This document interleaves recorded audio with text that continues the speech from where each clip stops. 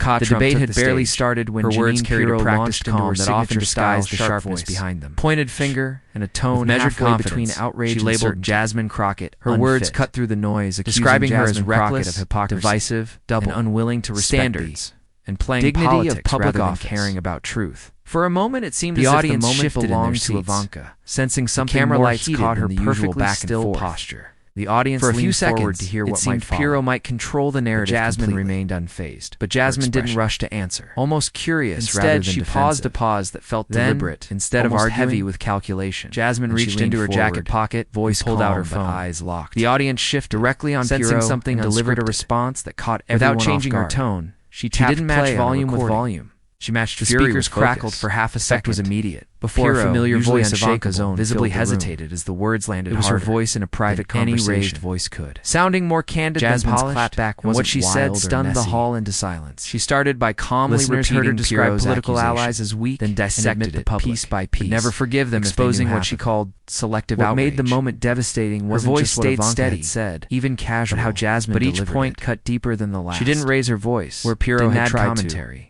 She let the recording Jasmine play as a politician hiding behind slogans, allowing the words. Jasmine reframed the attack as undeniable and unedited. Couldn't handle the substance. The audience's gasps were almost louder than the recording. What stunned the audience wasn't only what Jasmine said in those few seconds, but how she said. Jasmine flipped the narrative.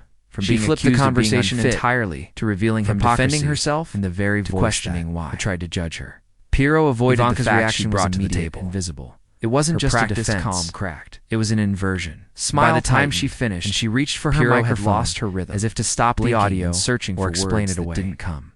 But the words had already followed. Felt longer. The hall had heard her private opinion of allies she praised publicly spread, and the contradiction spoke loud online. Any defense? Viewers shared the moment, not because it was the loudest, didn't gloat, but because it was the most precise, letting the power of the recording do its work. Jasmine didn't trade insults. Clips of the moment spread across social media. Pirro had hurled to highlight contradictions in Pirro's own, watched in disbelief as the polished image of Ivanka so known for sharp comebacks. Left momentarily comparing public Ivanka to private Ivanka trended. That surprised commentators debated whether the recording critics tried to spin the silence as merely confirmed suspicions people already had. Footage told a different story. But almost everyone agreed on one thing: a caught breath, and then a pivot to a new topic that barely related to Jasmine's points. It shifted the momentum instantly. It was subtle but clear to anyone who watched was Jasmine's composure throughout. Pirro had come prepared. She didn't look triumphant. Slogans. She looked resolved. But Jasmine had brought facts. It wasn't a stunt to score applause, and in that it felt like a statement. The moment words spoken in private shouldn't contradict the moral authority so claimed in public's tone. By not shouting, Jasmine didn't sneer, Jasmine made the or mock recording feel heavier. She spoke as though she was genuinely puzzled that Pirro refused to engage with the actual issue. And in that moment, it was the quiet, steady voice that held the power. Disappointment resonated more than Ivanka's allies scrambled to spin the story. It framed Pirro not as called the recording misleading, but as someone was taken out of context or unable to keep up with the argument. Questioned how Jasmine had obtained that shift left Pirro defense landed weakly, and the audience leaning toward authenticity of the clip. In interviews afterward, an anonymous leak. Jasmine brushed off praise for the moment, saying only that if someone shows up with noise. And in politics, you don't beat the power of hearing someone in their own words often outweighs any polished rebuttal. That line itself became a quote criticized around on playing the recording at all. A quiet rebuke to the idea that debate has to mean volume. But others defended her strategy, reminded viewers that precision often hits harder than outrage. Made the recording fair game, as Jasmine herself didn't apologize. Soft. In follow-up interviews, she said only that if someone questions your fitness for office, calling Jasmine's words slick deflection. The public deserves to hear what that person But the viral moment had already set the narrative. That calm explanation reinforced why the moment had felt so surgical rather than theatrical. In the few seconds when the famously fierce Pirro found nothing to say, the narrative that Ivanka had controlled the story wasn't just that Jasmine clapped back, reasonable face, it was that she did so without ever raising her voice, the contrast, leaving Pirro's between her confident condemnation of Jasmine and her private words about allies. Painted a more complicated portrait, a lesson in debate. Commentators noted how the power of the moment lay not in volume, but in staying grounded truth revealed without commentary. And while Pirro's recording did what no speech could, even some admitted surprise that her words had met silence not from fear. Headlines weren't about whether Jasmine was so precise; they were about what Ivanka had said. Echo dot. Why? As the story spread, the shift happened not through an wasn't just the clash itself, through a single recording played at exactly the volume met by Jasmine's restraint. Jasmine's decision to let facts speak louder than fury in countless replays. What could have been a routine defense into something that felt both shocking and quietly inevitable. That choice made it impossible to paint her as rattled in people's minds. Emotional. Wasn't only Ivanka's words; it highlighted Jasmine's refusal to meet accusation with anger. The applause afterward wasn't just everyone to listen without distraction, but for the way she refused to let rage drag shouting over noise and quietly placing undeniable truth. People compared the moment to a courtroom exchange. Viewers kept replaying one side bluster, Ivanka the other side cross-examination. Jasmine, standing still, memes captured Jasmine's slight smile, saying nothing more than the one that appeared just as Piero faltered. That choice felt deliberate. That expression became a shorthand for quiet behind the scenes, political captions about winning arguments. Not by shouting, they'd expected Jasmine to counterattack verbally to stop. Maybe list Ivanka's the internet turned the silence itself. Instead, she chose a strategy few saw coming. As louder than any insult, Piero's supporters called the clapback unfair, and that decision turned what could have been another words.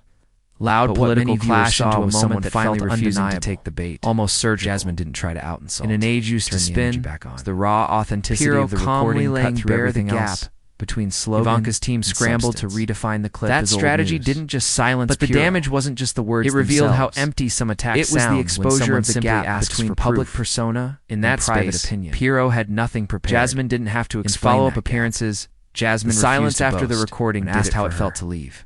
In that silence, Piero speechless. Audience filled in their own saying debates weren't about winning a clip, and those conclusions stuck harder than any. Yet even in that modest response, what made the moment resonate, why the moment worked, wasn't its drama. She'd shown that force doesn't always look like fury. Jasmine didn't shout hypocrisy. The most devastating response, she let Ivanka's own voice contradict the public image she had built. The clash also sparked a bigger, that choice forced viewers conversation about political debate itself. And for many, commentators asked whether shouting had become so normal that viewers found Jasmine not for aggression. Jasmine's measuring to let the debate be about insults to a culture of volume over value. Critics who doubted the viral success Jasmine's wasn't just because people enjoy a takedown, but because her refusal to brag reminded them what real argument reinforced the seriousness of what she'd revealed. Direct. She didn't tour talk shows celebrating the moment rather than force. Instead, she repeated a single idea. In quiet corners, if someone questions her character publicly, strategists the public deserves. They saw how Jasmine's approach truly believes, fusing to match outrage with outrage, had outmaneuvered convictions spoke louder than any viral slogan. It wasn't about avoiding confrontation. The narrative never fully returned to Ivanka's and while not everyone could replicate her delivery, the moment stood as proof that keeping your cool can be the sharpest weapon of all. And why? Piero herself tried to reset recording the became a touchstone for Jasmine's about authenticity in politics, but the image had already Jasmine's calm delivery transformed the famous firebrand just confronted by scandal into something calm more voice and left for a few question seconds about how private words reveal public truth. It wasn't the end of Piero's presence. Those who disliked Jasmine politically, but it added a chapter she couldn't fully erase the clip viewers would return. They pointed out that anyone can shout whenever they talked about debates to win by silence rather than let the evidence speak. By the week's end, that choice made the moment feel less like a stunt of Jasmine's more like an act of principle. Supporters highlighted it reminded viewers that sometimes the fiercest attacks without losing composure. Not in volume, but critics still disagreed with her politics, but many admitted respect for how she handled public appearances. The clapback became carefully not just something funny to mention of the recording, but a small lesson lived on how power can look replayed whenever questions of honesty arose. In the Jasmine's calm voice, people remembered wasn't just the insult, became part of her political identity. It was the choice, unhurried, to stay calm when provoked, unafraid to let the facts Jasmine Crockett's clapback didn't roar. In the end, it landed quietly. What viewers remembered wasn't Jasmine shouting down the loudest voice at a loss. It was the quiet moment when, instead of fighting words with words, than any shout could, she fought them with truth. And in that silence after the recording stopped, Jasmine Crockett turned accusation into revelation and left her critic with nothing left to say.